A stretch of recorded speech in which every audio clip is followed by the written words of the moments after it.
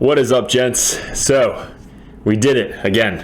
We're just finished our first January 2020 RTT. There was a bunch of players. This was in a showcase in Bryn Mawr, Pennsylvania. Me and Nolan were both going to this tournament, and we wanted to bring kind of like a fun list. So we're going to go over the list first, like we always do. We're going to go over the opponents. I have pictures to show. I took a lot of pictures this time.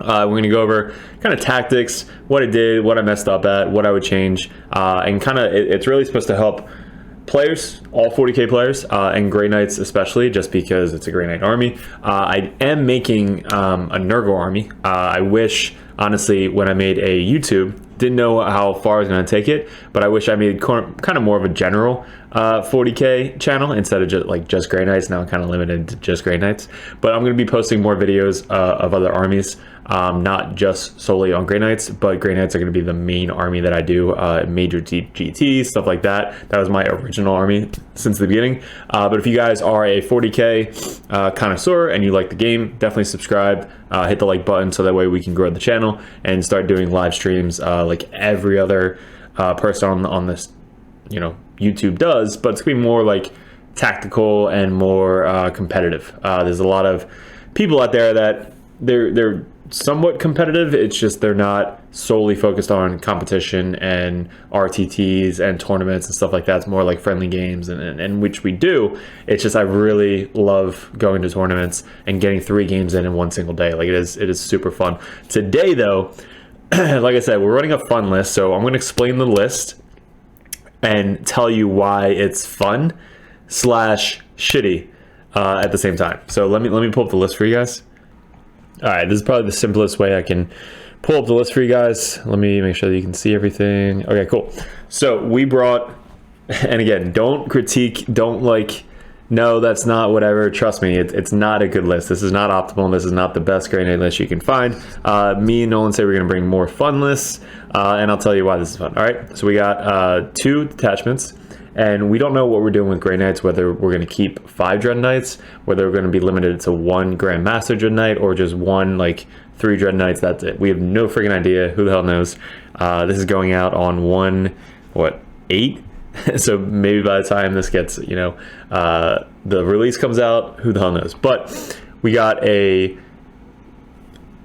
patrol detachment, which means you only need to bring 1 troop, which we did.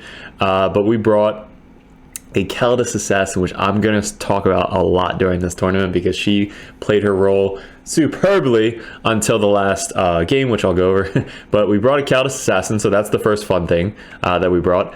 We brought a Techmarine with Gate of Infinity, but his main thing, he's in Divination because it's Prescient Brotherhood. So he's there just to kind of give me a CP every single turn. He also has the Ethereal Conduit, which actually helped pretty much. Auto heal 3 against vehicles. So he was kind of running up the board, just helping out, getting Divination the whole time. And then Grandmaster Nemesis Dreadknight. This one has Gate of Infinity, Empyric Amplification, Unyielding Anvil, which is the OBSEC.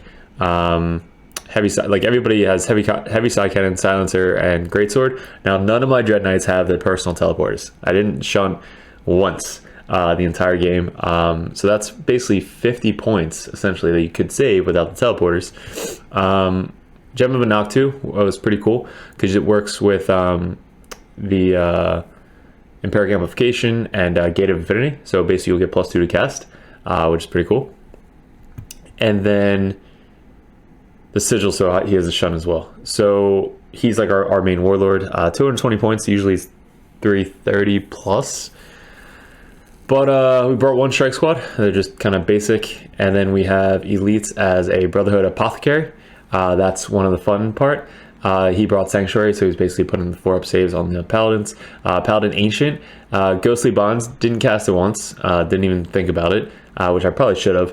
He's got the Grimoire Vault, which is pretty cool. If you guys haven't read that out, it gives you fight first. So basically you put it on a character or unit, which Paladins, you just kind of walk behind them and just keep casting it. So if the Paladins do get charged, they get to fight first. Didn't come up at all, except the last game, which I'll go over. He almost charged them, which he didn't even think about it. But he's the banner, so he gives him +1, he gives him +1 to hit. He's basically a super buffer for Paladins. And then, that's that. So then the Spearhead, -3 CP, we brought for Sword Bearers. Didn't really matter what Brotherhood you picked because it didn't come up at all. I don't have a lot of CP to spend, so doesn't really matter too much. They do have a pretty cool psychic power though for vehicles in Sword Bearers, so I do that once. Brotherhood Captain, we tested him out. That's another fun thing. Warp Shaping, so he's the one who could change the tides. We were trying a relic on him, which was the Stormbolter relic that gives you it's like -2 damage, strength 5 relic, rapid fire 3, so basically 6 shots, hitting on 2s, lots of damage. But I took it off and I put the Ethereal Conduit on the Tech Priest instead.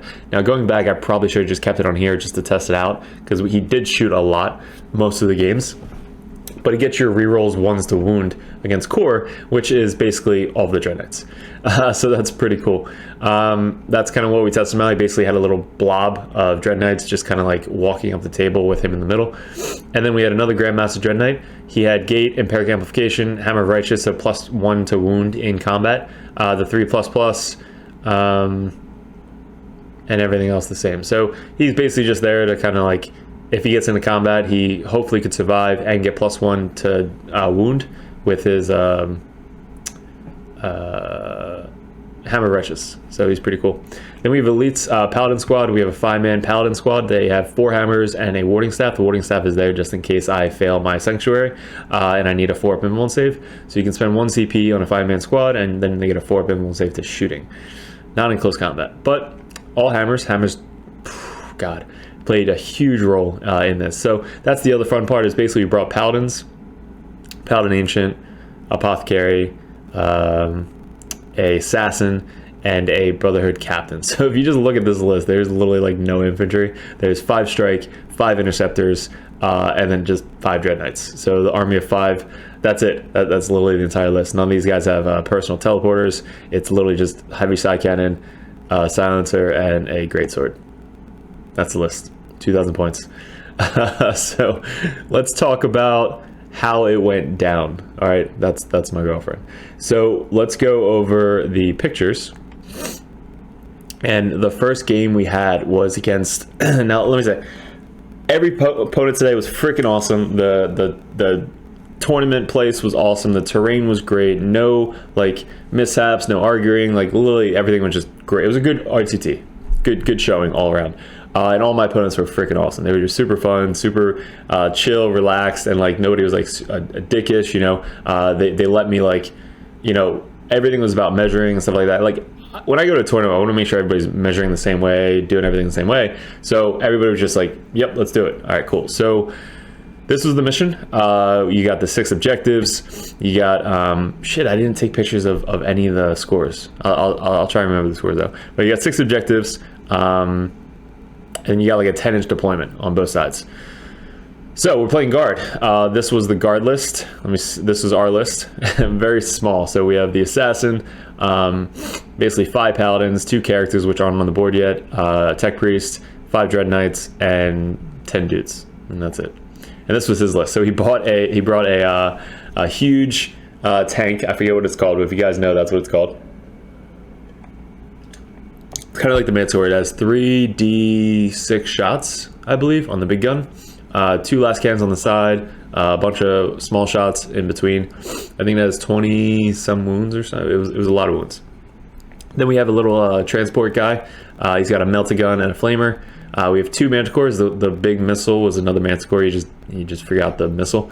So 2 Manticores. These guys, they are just beat sticks, 2-up save, toughness 6 or something.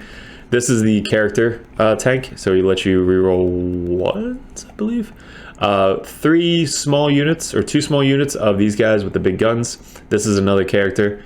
This is his warlord. He has, oh no, this is just a character. He basically gives 18 inches. He lets the units reroll 1s to hit or wound one of them. And then 2 of these guys, both had missiles on it and last cannons. And then there was another dude right here who's solo. And he got to move I believe 6 or 7 inches the start of the game. So he had like a pre-move thing, which was pretty cool. So that was the list.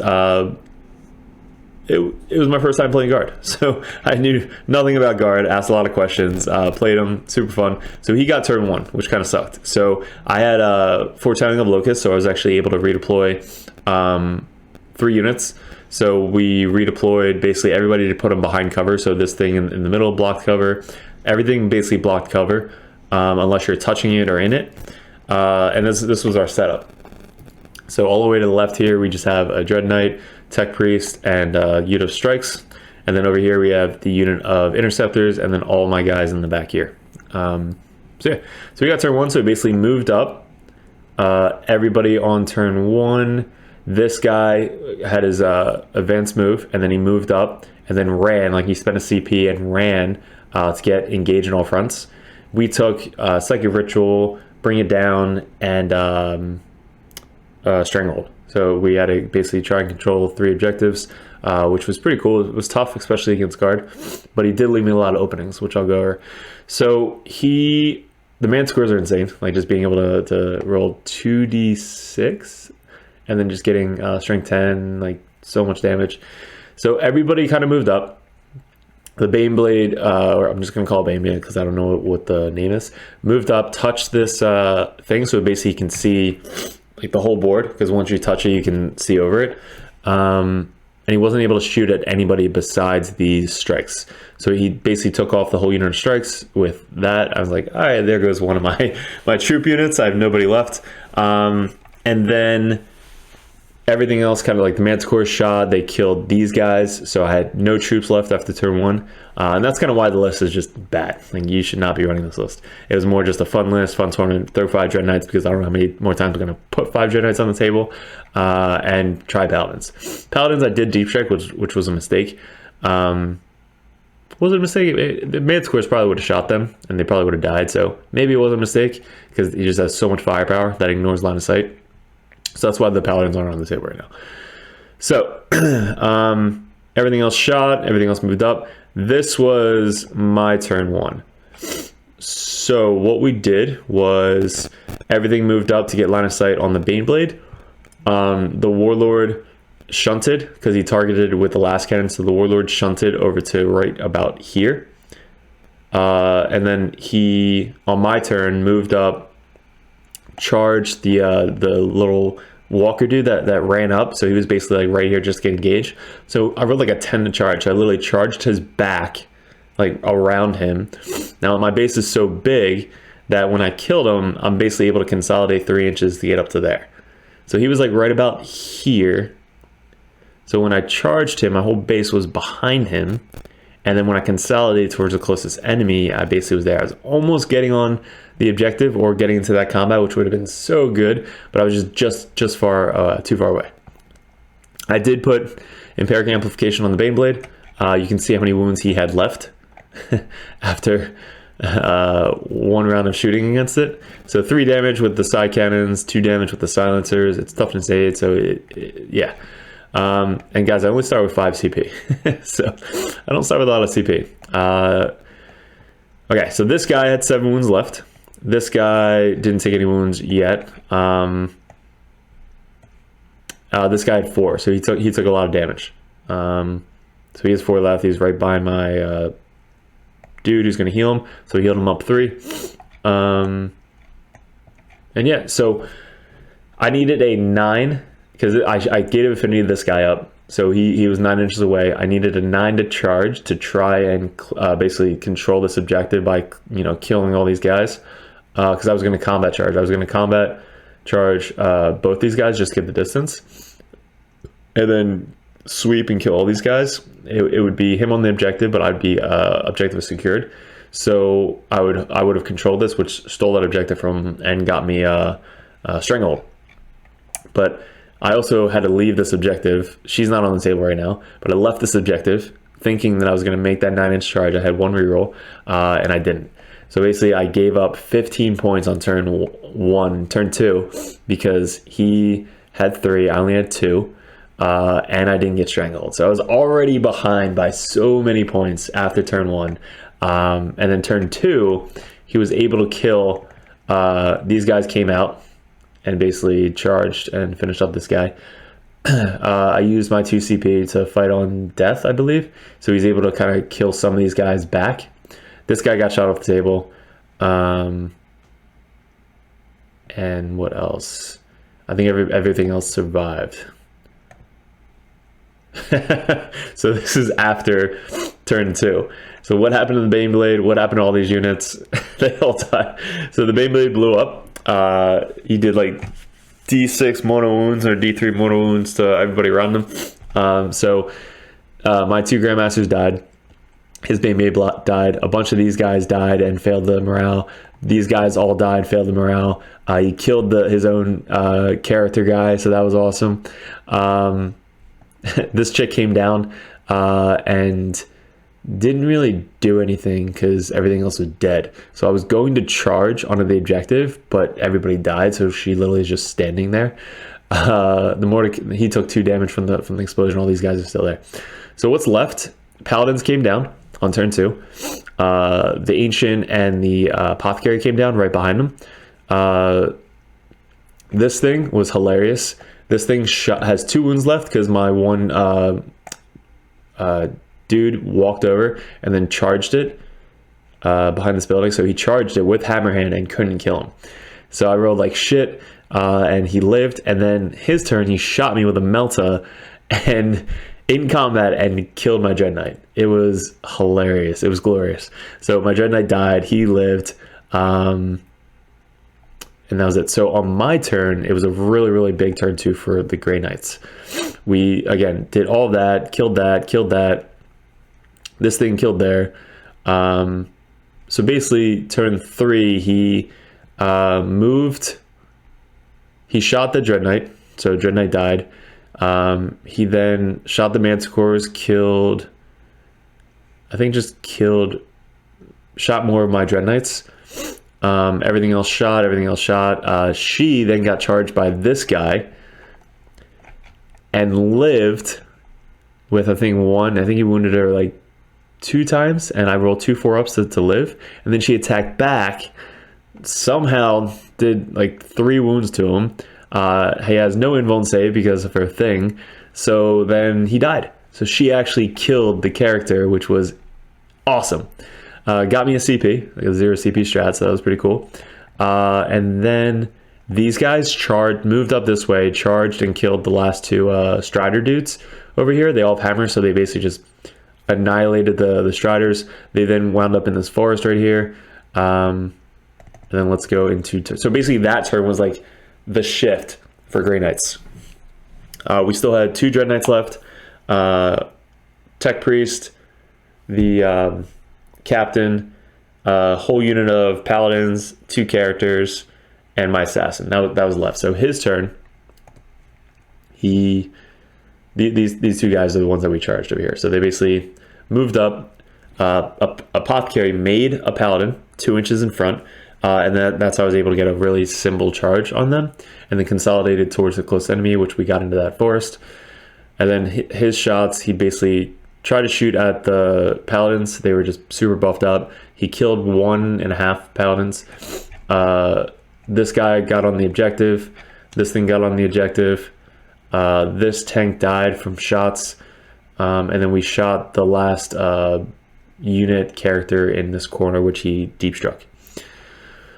So at this point, I need to basically kill these tanks. So I had these Paladins basically move up. They were able to charge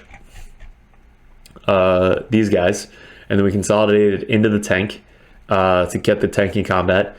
The tank lived on 1 turn. This thing got shot by 2 Dreadknights, so that thing died. Oh, Lodestone. I used the Lodestone on them, so that helped out. And then this tank died eventually on turn 5 in combat from the hammer-wielding Paladins. So the only thing I left on the table was this Manticore, which didn't have any more of its shots. It only took 2 damage, I believe. And that was it. So we finished the game. I lost 3 points, so I think it was 97, and I think he had 60 or something, 60 points. So this was a big sway by turn bottom 2, because he got first turn, so he was able to get a lot of shots, killed all my infantry. The Assassin was awesome. I rolled a bunch of 4s. So anytime you use a CP, I can roll 4 up and then it's another CP. If there isn't enough CP to spend it, it doesn't go off. You still spend it, but it doesn't go off. So it kind of psychologically fucked with my opponents the entire day, which was so worth it. I extended it actually from turn 1 to turn 2 because you spend 2 CP to extend it to another turn. So last turn 1, then turn 2 you can have it go again. So it really just messes with people, and it did the entire day. So it was super awesome, super clutch. And then next match was against Necrons. So Byron is a local guy. He actually was one of the first videos we did on the channel in my battle bunker in the garage.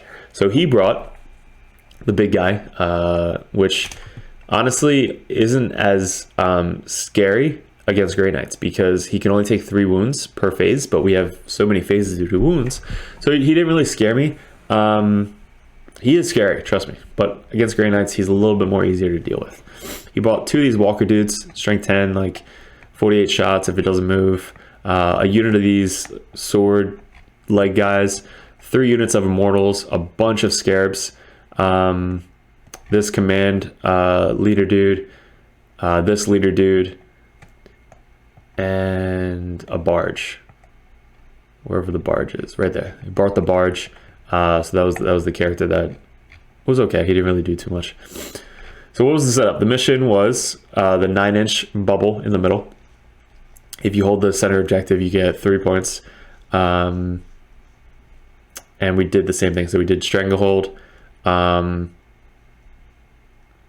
Psychic Ritual, and then holding the center objective, which was pretty simple, especially if you have the Paladins. He took the Dynasty where you get 6-inch move in the beginning of the game, which is pretty cool. Like if you go first, you're just super in the face of everybody. So I actually got to go first. So he moved up basically everybody that he wanted to, which he kind of moved up a lot of people. So everybody got to move up 6 inches.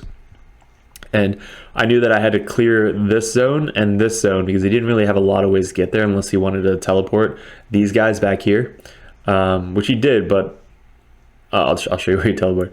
So what I did was I set up my Terminators or Paladins. I want them to kind of just like hold the zone and keep my Grandmaster with the Hammer OBSEC like kind of near them, so that way I always have OBSEC. The whole army's OBSEC, by the way, for Necrons. So everything is OBSEC, so I really need to fight for the OBSEC units in the middle and kind of keep that for myself. Okay, so line of sight blocking terrain, which we just try to stay away from these fucking strength 10 people. I did go first, so I was able to set up everybody here. So we set up the Grandmaster, 3 Dreadknights, Paladins stayed where they were, everybody else kind of set up back here. And this is where he moved to. So this is where the final setup was. The guy in the front we're trying to kill him as soon as possible. I wasn't able to kill him because I couldn't get an assault on him on turn 1. So I wanted to just shoot him, kind of stay back, and hopefully he doesn't get his charge off. So after turn 1, this is where we moved up. We basically towed, we didn't tow anything. We stayed behind this building. We shot these Immortals with this one up here. We shot these 2 at this guy and try to kill all these Scarabs that were here. So that was the goal, is to kill as many Scarabs as possible. These guys shot the Scarabs. This guy shot the Scarabs. All these guys just kept shooting the Scarabs. We put Empyric Amplification onto this guy. We got him down to 3 wounds for the assault phase, but we couldn't get assault, so we couldn't do anything. And on top of his turn, he heals that up to 4, so basically I have to somehow kill him twice again during my turn. So by the end of this, he still had a whole unit of Scarabs, 3 Immortals, 5 Immortals over here, and then all the Scarabs I was able to shoot off with the Dreadknights. Strength 8, just 2 damage each, so we're able to like clear all of them. Which definitely helped out because these guys are just super slow in the forest, so they weren't able to kind of run on the objective. So it's like, all right, I'm fine. Oh, and this guy, Gate Infinity over here. So he's holding on the objective. He shot the Scarabs as well, so he helped out. So I'm kind of happy with him there. He is going to shoot him with these fucking big-ass guys over there, so he does take a lot of damage. So let's go into his turn. So Byron, this is the end of his turn 2. We overwatched with one of these Dreadknights as the big guy kind of ran in. I did 3 damage because that's all I can do, and he swung. I lived. all the Scarabs died. The Paladins killed the Satan on my turn. Oh, I think he failed the charge. Yeah. So I think he failed the charge. That's probably what it was. So he moved up, was too far away from everybody, so he failed the charge. Where did he? Yeah. So he failed the charge. So the Paladins on my turn moved up, killed the dude, the big guy. This chick came in, charged, didn't do anything. All these guys moved up. They all charged. They all finished off the Scarabs, and then he charged the barge. So he finished off the barge. This guy shot at the Immortals again.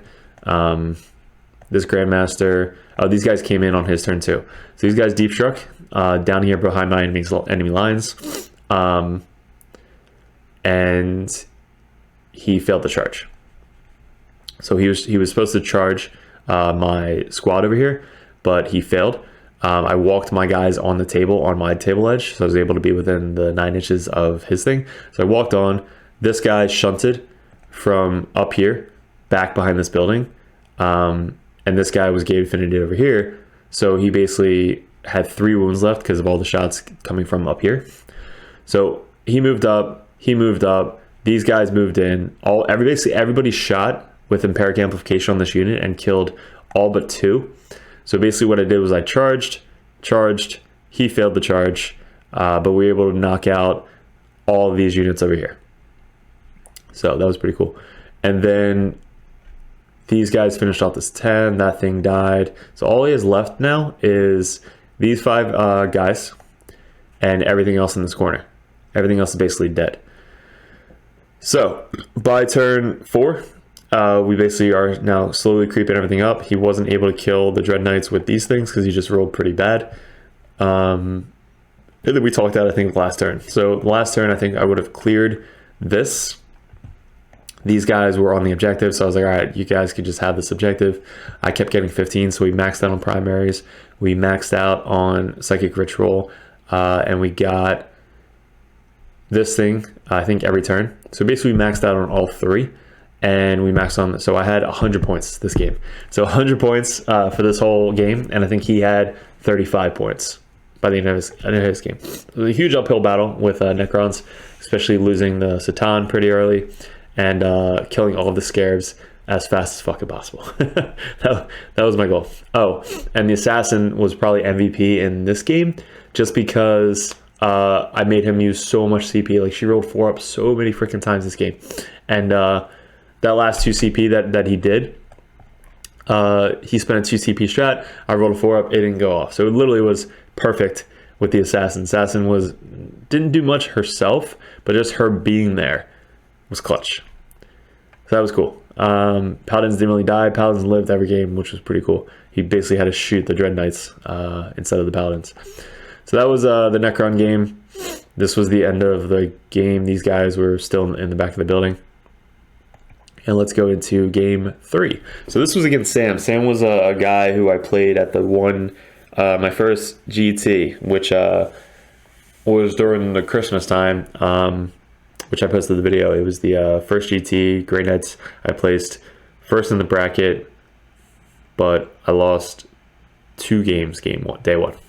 So Sam was an Orc player, very awesome Orc player. He was my first Orc player, actually, second Orc player I've ever played. So this is the mission. We have triangle deployment. So down here at the bottom, that's the mission with the deployment. So we get to move the objectives. So let me see if I have it. That's his army. Yeah, so we moved the objective. One moved all the way back here. I moved this one closer to me, and I moved this one closer to me, and then he moved this one out further.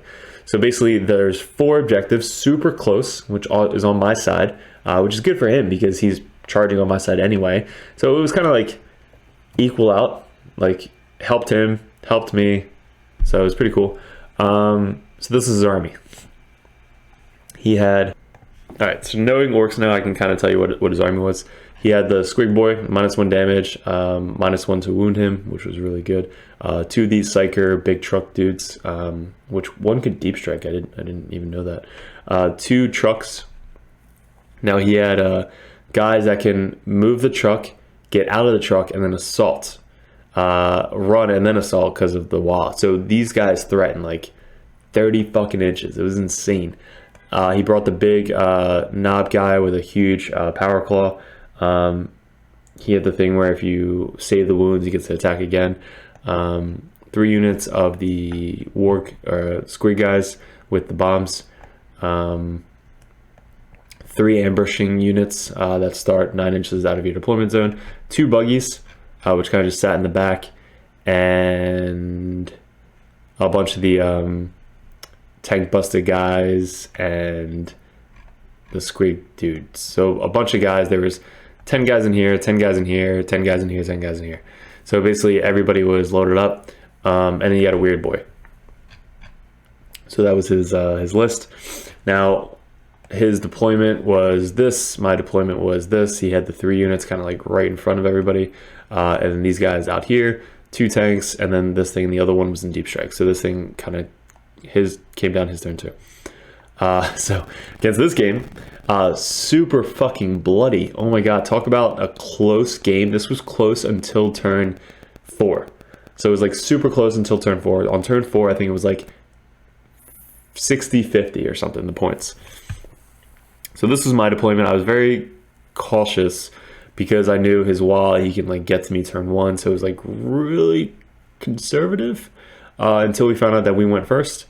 And this is where I ended up turn 1. So I thought I had a pretty good turn 1. He did too. But he had an even better turn 1. So on my turn 1, we buffed up the Paladins. Paladins basically moved on the objective, kind of just sat in the cover. These guys stayed back here. I failed so many psychic tests this game. So many failed 5-ups to try and cast on the rituals. Tech Priest did his Divination. This dude started in the back. Again, Paladins were buffed up. These guys are buffed up.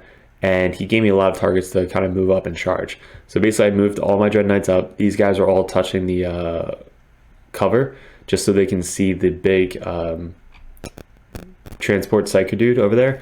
I put Empyric Amplification on it, but he blocked it, which was clutch. I spent 1 CP to roll 3 dice, and I rolled a 7 with Gem of Inoktu. So I rolled 3 dice, used Gem of Inoktu, increased my range. So I spent 2 CP, increased my range, used Gem of Inoktu, and rolled 3 dice, dropped the lowest. I rolled a fucking 7. It was bad. So we blocked it. And then everything else kind of moved out, shot a whole bunch of dudes. I didn't really leave a lot left. This guy actually lived with 1 wound, the knob. But we charged everybody. So we charged these guys, this guy, this guy, these guys. Everything charged his front line of dudes. We were able to kill the big dude. These guys got out. And we put, I think, 6 wounds or so on this truck. So if I could have killed this truck, it would have helped out a lot. I think I would have survived a little bit more because this guy killed a Dreadknight himself, and the other guys kind of just swarmed the zone. So it would have slowed down a lot if I killed this truck. So his turn 2, or his turn 1, he wogged. This is his wall. So look at the pictures. Ready? Before wall. After wall. Before wall, after wall. So everything moved up. These guys moved up, got out. These guys moved up, got out. These guys moved up, ran, advanced. This guy moved up, ran, charged. So everything basically got a charge off on his turn. He was able to get his big combat dude, which was here. This guy charged these 2 dreads. One had hammerhand on it. This unit over here, this is where I said I had fight first. So I had fight first on this Paladin unit, and if these guys would have combi charged, which I don't know why he didn't, would combi charge the Dreadknight and the Paladins would have interrupted and killed that entire unit, which would have saved me a Dreadknight because these guys killed the Dreadknight. These guys, this Dreadknight died, so this unit and this unit killed this Dreadknight. The leader killed this Dreadknight. These guys all killed this Dreadknight. Actually, I interrupted with this Dreadknight. So I interrupted with this Dreadknight before he died to kill the war boss, the leader, who killed that Dreadknight. and then everything else over here killed this Dreadknight. So I lost 3 Dreadknights on bottom of 1. And these 5 guys died because he had the leader and these guys. This guy was the knob who lived. So that was his turn. So he had a very, very good turn 1. I had an okay turn 1. We lost 3 Dreadknights. We still have our 2 Grandmasters, full Paladin unit, all the characters, and 1 strike squad back here. So my turn 2, not a lot left. So this was this was the end of turn 1, and this is the end of turn 2. So fucking bloody, guys. Honestly, so bloody. So this Grandmaster moved over here. Yeah, so this Grandmaster moved over here. This Grandmaster moved up here. This guy moved up, ran. These guys all got buffed up again. These guys moved out to try and charge to finish off the guys. They didn't need to charge because everybody died. Tech Priest moved over here, and that's about it. Okay, so what do? We shot, we put Empyric Amplification on this unit right here. The weird boys over here, didn't deny it. We then shot and killed all of these guys but 1, so this guy lived. We were able to kill this knob. That knob lived. These guys shot at these dudes. All the Paladins shot at these guys. They were just trying to kill dudes. And then this Grandmaster shot at, I believe, these guys to try and soak up some of the damage. Now when we finished the charges, we got all the charges off again. He only had 1 CP, so he couldn't interrupt. I had 0 CP. This chick actually came in, and this chick came in 4 inches away. So I was like, perfect, I'm gonna get another CP from killing the weird boy. I needed 2 up to hit with her gun, and then you roll character, a leadership test, and it's D3 mortal wounds. So I roll 1 to hit, so she missed. So that was fun. And then this was the end of it. So she then failed her charge, and I was like, all right, I'm gonna re-roll the charge. And I had 2, which I should have saved it. I re-rolled the charge. I was like, all right, maybe I can get him in combat. I then succeeded my charge because I was like, all right, if I kill him, I get a CP back. Bad idea, because I should have saved the 2 CP for his heroic thing where if he dies, I can then attack back, because this guy is definitely going to kill him. So should have saved that 2 CP. Either way, this guy shot and killed the rest of this unit on the objective.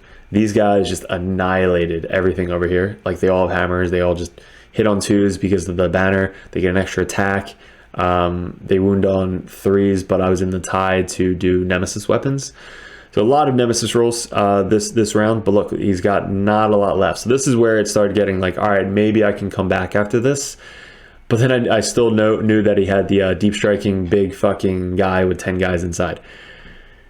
Okay, so that was oh, this guy couldn't charge his warlord because the one fucking guy was living right here. So I tried to kill him, and he was behind the cover, so I couldn't shoot him anymore. And he would have then charged his leader, but I couldn't get to him. So his turn. This guy came in right here. The trucks moved up to try and block the path in the middle, which he did a pretty good job. The weird boy was kind of like just chilling. And then these guys came down, so they stayed in there when they came down. And then he charged my Grandmaster. So this guy charged him, this guy charged him, and the weird boy ran onto the objective just to kind of be there. Then they both killed my Grandmaster, so they just murdered him. Buggies were basically shooting at my guys in the back here because you don't need a line of sight. Couldn't shoot the character because there were still 3 guys here. There was 1 in the building, so he couldn't shoot the character because lookouts there. And then these Paladins kind of roped off up here to keep this guy on the objective, the apothecary, and then the tech priest all within 3 inches. So what happened was I had to shoot the trucks, which I didn't kill the trucks. I rolled pretty poorly. We were able to shoot the weird boy. That was next turn. Let me go over this turn. So these guys got out, and charged, I believe, on his turn. So let me go here. So after, this is the end. So at the end of it, we had the Grandmaster, the big thing, moved over to the middle. The war dude, the guy on the squig, moved up to here, charged the Grandmaster. The Grandmaster did the heroic intervene, so when he died, he was able to attack back, left him on 2 wounds, because I rolled a lot of mortal wounds. So left him on 2 wounds. The big thing was right here. And then we charged it. So basically, he had a squad of 10 guys left, the big thing, and the Warlord on 2 wounds. And the weird boy got shot by him, who does Mastercraft Stormbolt at 2 damage. These guys shot at him, and I think the Tech Priest finished him off with the plasma. So the weird boy died. I cleared off that objective. He's got 2 buggies back on his objective. Nobody else is left. I left this zone. So I was like, all right, if I can clear this thing with the big thing and the guys, at least I'll take the center. I'll get assassinate points, and he'll only have that 1 objective, so he gets 5 points. So what happened was I able to clear off, kill everything, and left him with just those 2 buggies. So these guys all got their attacks on the big thing, because I was able to kill the little guys with the Apothecary, the Tech Priest, and the Banner. So they all did all their attacks on the 10-man squad, and then the 5 Paladins with Demon Hammers all basically killed the big thing. It was awesome. So -2 damage, 3 damage each, just a lot of mortal wounds. So yeah, they were buffed up the entire game. I made the Apothecary, kept making like 1 Paladin and keep extending my range, so that definitely helped out. That's a cool strat. The 6-up Feel No Pain definitely saved a couple Paladins, because if you do like 3 damage and you make 1 6-up Feel No Pain, then the next like 3 damage weapon kills that 1 Paladin. So it's like you're saving Paladins, and also you can bring 1 back with 1 CP, full wounds, and then you can extend the range. Like you put them 2 inches in your front guy, and then they can, you know, get so much further with charges. So at the end of the game, we talked it out the last turn. He basically had that last thing. I was able to get, I think 12 or something on my psychic rituals. I got full on assassination because we killed all of the dudes, and we were able to get, what else was the third one? I forget what my 3rd secondary was. The main secondary, assassinate. So assassinate, the main secondary, which is if you hold this back objective, and then Warp Ritual. So I was able to max out on the main one, the assassinate, and I think we got 12 points at the end for the Warp Ritual, and then we maxed out on the primary. So we ended up with, I think, 97 or something, 95, 97. So 97 points to his like 80 points or something. It was such a close game until turn 2, 3. And I was like dreading it the whole time. So basically, turn 1, turn 1, turn 2, turn 2. Like, it was insanely bloody. Sam was, he just knows so much. Like, Sam's a very, very good player, knows his orcs very well. So yeah, cool, very fun match. We took first place, RTT. These guys honestly were the MVP. They have the +1 to save, the cover, so basically they're ignoring AP1 and AP2 weapons. Ties of Shadows, they would ignore AP3 weapons. Like, it's so cool that they just survive so much. And 5-man unit, I think, is all you need. I wouldn't go 10. 10 is just too many points. The Paladin Ancient, super worth taking with them. The Apothecary, 100% also worth taking with them. But the Paladin Ancient, the fight first, it didn't come up this game, but having it there stops people from wanting to charge them, you know? Like, if they did charge him, I wouldn't need to spend 2 CP to interrupt. Like, if any of them survived, like with your initial charge, let's say you charge them with 2 or 3 units, your one guy's going to go attack them. If any of them survive, I get to fight next with the people that didn't attack them yet, and they have 3 damage weapons, so it's like they're going to do some work. So that was pretty cool to test out. I liked it. The Assassin was awesome, psychological test. Really, really good. And the Grandmaster is always good, but I think this was, again, just a fun list. I don't know if I would run it again. I think I would make another list with the 5 Paladins again. Maybe do like 4 Dreadknights, more troops, get rid of the Captain. The Captain really didn't do too much for me. And the Assassin, I don't know if I would bring... Assassin's cool. It's 100 points though. It's like 5 strike squads are an Assassin, but the Assassin provides so much psychological stuff, and strikes can just die to manticores or whatever wants to shoot at them with ignore eyeless sight. But yeah, I don't know. It was a cool day. I loved it. I actually wanted to play a 4th game, but nobody wanted to stay around. I'm just super addicted with this game. But yeah, let me know what you guys think. What do you think about the list? Probably one of the last times I'm going to be running 5 Dreadknights, so I thought just say let's just throw it out there. Next tournament's coming up next week. That's going to be a Shark Fest.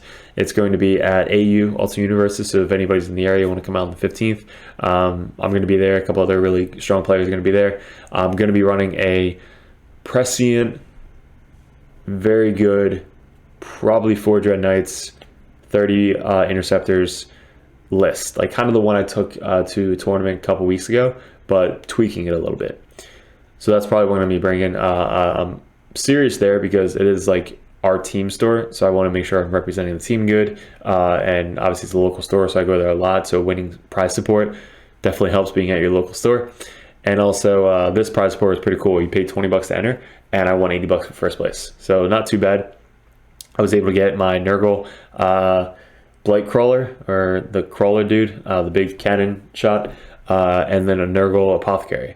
So basically I got an entire Death Guard army in the past like week.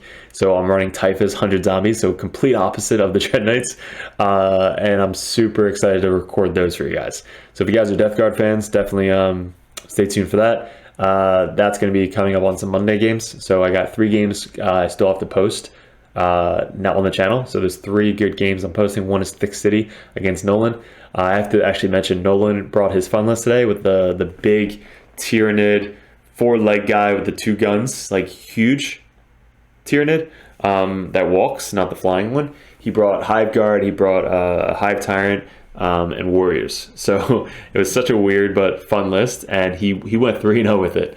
So yeah, it was super fun for him. So ask him if you're going to join the Discord or come out to the AU event on the 15th. What else is coming up? That's really it. I got 3 videos to post. I got Nurgle coming up. I got Death Guard. I keep saying Nurgle, but Death Guard, Typhus. I got my army getting painted. The rest of the interceptors, so I'll have literally full 30 interceptors painted, ready to go. And I'm probably going to be testing out the Paladins in my friendly games, friendly tournaments, because they were pretty cool. Putting them in cover with Tides of Shadows and their psychic powers, that they don't die. Probably it doesn't work with Termies because they don't have the -1, but at least with the Paladins they hit on 2s, and then the hammers put them up to 3s. But with the Paladin Ancient, they go back down to 2s. So you're hitting on 2s with hammers, wounding on most of the time 2s with like 5 attacks each. So 4 guys, you get freaking 20 hammer attacks.